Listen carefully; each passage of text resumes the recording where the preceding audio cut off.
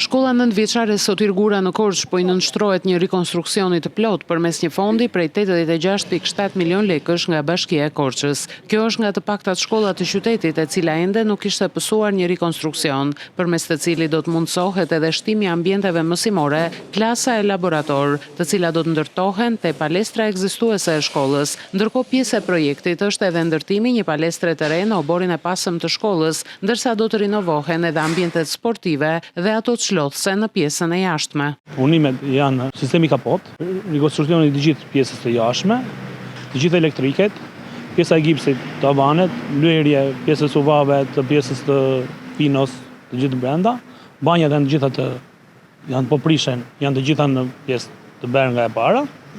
Pjesë e një palestre që kemi në udin në jashtë, ajo është me sanduiç me konstrukt teksturi.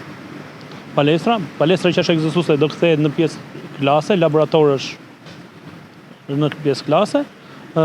Pjesë e sistemit të jashtëm do bëhet i gjithë, termoizolimi është i gjithë, dritaret janë të gjitha nga pjesa e këtij rikonstruksioni që po bëhet në këtë moment. Afati për përfundimin e rikonstruksionit të shkollës Sotir Gura është 12 muaj, ndërsa në këtë periudhë nxënësit janë zhvendosur në shkollat Sevasti Qiriazi dhe Stavri Themeli për të vijuar procesin mësimor.